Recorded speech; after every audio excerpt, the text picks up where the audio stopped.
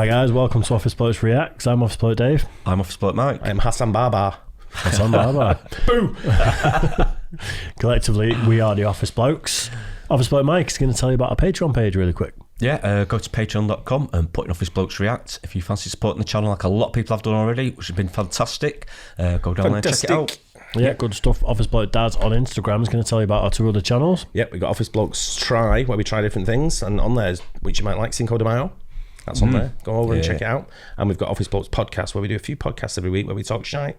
Yeah, good stuff. And also head over to Facebook, type in The Office Blokes, give us a like, because there's all types of stuff on there. Yeah. And us coming out of a strike on YouTube, a lot of people didn't know why we weren't posting for a week. So if you head over to the other channels. We've not been posting. No. You know, we did a podcast about it. Not to know about that. Yeah, so if you like and subscribe on the other channels or the Facebook or whatever, The Facebook. you'll get updates. The Facebook page, you'll get updates about all that sort of stuff. So please go ahead and do it. So the top 10 worst neighborhoods in the United States, and Chicago isn't on the list. I've been to Chicago. It's nice. Navy Pier. Love it there. Really? I wouldn't have a clue about any of these. I mean, you always, in films, you always get, the Bronx always seems to get like a bit of a bad reputation, doesn't it? Is that for movies? And, yeah. I think most of New York's been gentrified, hasn't it? And it's not as, I've heard New Yorkers talk about there's New York from the 80s and the 90s and there's New York now. And it's two different... Yeah. It's like everywhere. Everywhere's like that. Yeah, sure, yeah. I'm thinking somewhere like Trenton, though, and... it's going to be... It says neighborhoods in New Jersey.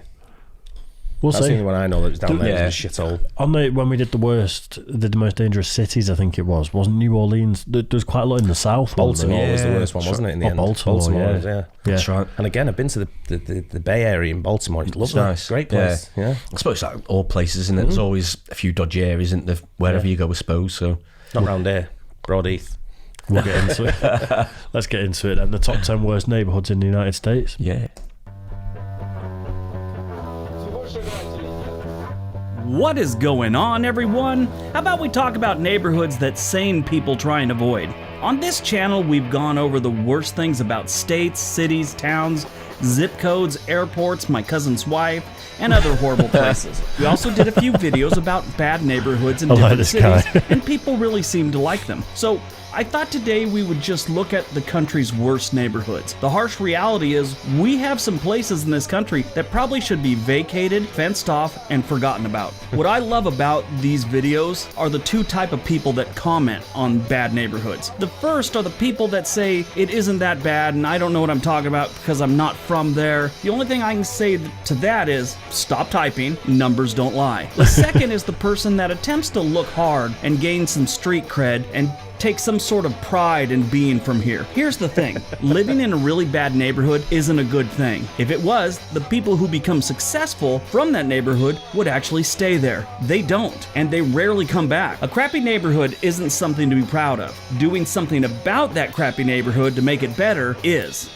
Wake up. Now we can do a video series on this one, 2 or 3 at least, from all around the country. There's that many. Some of these neighborhoods are really close in the level that they suck. So this really won't be in a hardcore by the numbers order. I'm gonna do my best, see what we can do here. Scam makes great videos, don't they? I love the sarcasm. So it's nice to have a bit of humour in there, isn't there? My cousin's wife. Yeah. Being said, why don't you lock the front door, put a chair against it, set the alarm, and watch my top 10 worst neighborhoods in the United States. Number 10. Downtown Rockford, Illinois. Life in downtown Rockford is pretty dangerous. Violent crimes have been on the rise so much that any person in the area of downtown Rockford has a 1 in 13 chance of being involved in a crime every single day. This last October and November, it was a little busy in the downtown Rockford area. They had 3 pedestrians hit by cars, 2 people arrested for firing guns in the air, 4 people shot out in front of different bars, 1 man shot in front of his apartment, 1 man shot while sitting in his car on the phone. They had a couple of stabbings, and not too far from downtown in August, someone decided to fire shots at or around the Auburn High School football game. Good times in Rockford. Was that all in one day? Yeah. Sounds like what a day. I mean, gee. Was it St. Patrick's Day or was it a specific? Yeah, Monday. Wow. Number 9. West End, Cincinnati, Ohio. West End, Cincinnati is not where you want to be. Ever. The main streets of this area look nice and promising. However, once you get into the more residential parts, that's where you start to see garbage in the streets and, boarded up windows, abandoned homes, dogs missing legs and eye patches, and broken down fences. All the things that are what you'd see in a really bad movie about a bad neighborhood. It's going on here in West End, Cincinnati. It's no surprise that while in this neighborhood, you have a 1 in 12 chance of being involved in a crime. 2 nights ago, 3 men were shot and 1 died early Sunday morning. This was all on the West End, Cincinnati. Cincinnati police say the first one happened on Court and Central Avenue. According to the police, the victim took himself to the hospital but was gone before they arrived. Then on Finley Street, they found an SUV that was all shot up. Inside, they had a man who had sprung some holes recently and now was deceased. They also had tracks showing that someone else that was in the vehicle had sprung some holes also, but had left. What is the deal with people leaving the scene of these things when they've been shot up? If you shoot me, I'm sticking around for some help. Well, I mean, unless someone's still shooting, then maybe I'm gonna, beat feet, but still. You know what I mean. Number 8, West Jeffries Freeway and Seabolt Street, Detroit, Michigan. This neighborhood is not a good one to get turned around in. Lost, whatever. The crime rate here is 140% higher than the national average, with around 60 reported crimes daily in this neighborhood alone. It doesn't seem to be letting up anytime soon. The year-over-year increase in crime is about 13%. In other words, this place isn't much safer than a lot of war zones. You can get any one of these 3 gems for just under $30,000 each. Oh, look, at least someone took the trash to the curb. Now if they could just find an armored trash truck, someone might pick it up. Wow. $30,000 for those houses. Yeah. It's crazy with the amount of billionaires in America that someone can't just buy the whole neighborhood and give everyone reasonable prices for their homes and do it up and just flatten it. And just, where are they going to go though? Well, people that move to another neighborhood and make that shit. That's true. It's the people that make the neighbourhood shit, not the buildings. That's the thing. You get a new building and it gets dilapidated for a reason, doesn't it? It's not the building. With all those empty ones that are falling down, that's prime for squatters, crack houses, all types of stuff. You've got to try something, haven't you? There's always going to be the case that there's always going to be places like this. Yeah. Though. You need industry, don't you? Yeah. It's got jobs, purpose, and stuff like that. Absolutely, work. I think there will always be the haves, the have-nots, the sketchy areas. Yeah, I think wherever you are. A lot of people don't give a shit. Yeah. So, like you say, wherever they go, they just have to move somewhere else. But like probably move to Timperley. How rude. A lot of the time people don't give a shit, though, because of lack of work, don't they, and no jobs and stuff like that. Perpetual sort of thing. Yeah, well, it can be, can't it? So scary places. Just a bit. Should get all the ones that don't give a shit and move it across the world. I'm talking about all the people who don't give a shit, move them to I don't know, fucking New Zealand or something. I'm sure New Zealand will be absolutely delighted with that one. Yeah, just everyone in New Zealand move them out to Australia and they can give them $1 million each and they'll be all right. Number 7, Chelsea Avenue, North Claybrook Street, Memphis, Tennessee. This neighborhood is a smaller one near the new Chicago area of Memphis. And yes, this one is just like some of the neighborhoods in the original Chicago. This neighborhood boasts a fatherless household rate that is 90% higher than the national average. This usually indicates high poverty rates as well. And this one does have high poverty rates. Single parents struggle. Trust me on that one. If you don't know, and you were lucky enough to be raised by 2 parents, single parents do struggle. If you were raised by a single mom and aren't in jail or rehab, call your mom and say thank you. A lot of men are dicks in this world. This neighborhood is suffering in part because of that stat. I like this Say guy. it as it is. Don't pull your punches. What's like Northwich? Hey. Oh, cheers. There's a lot that has got to be said for men being a father to their kids. I had loads of mates growing up that didn't know their dads or had bad relationships with their dads and watched the life choices people make. It's so important. If you're going to have kids, for mums and dads, if you're going to have kids, both, look after 2 them. parents, that's what you need. It's just the mum usually ends up with the kids. If the dad does one, it's very rare the mum does one and the dad's left with the kids. But mums and dads, look after your fucking kids. That's a good start. That's what you should be doing. 100%. Number 6, Whitman Park, Camden, New Jersey. Whitman Park is a neighborhood where you never want to send your children to school. The average student's test score is 76% lower than the national average. Wow. Only about 62% of the residents will graduate high school, and only about 2% of them go on to college and get a 4-year degree. That is some of the lowest numbers I've ever seen while I've been doing these lists for those 2 categories. High school grads and 4-year college. That's just way too low. They have no jobs. Camden is always on the most dangerous lists.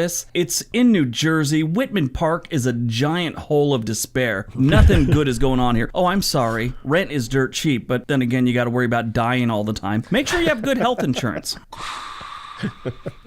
Number 5. Orange Street and Broad Street, Rochester, New York. Rochester has an overall crime rate that's 71% higher than the national average. This neighborhood specifically has had an overwhelming rise in murders, assaults, and robberies in recent years. Don't move here. It's just getting worse. People keep mentioning that Rochester is bad. I haven't been there since I was a kid, so I always remember it being nice. I guess it was back then, or I was too young to realize the suck that Rochester had to offer. Not sure.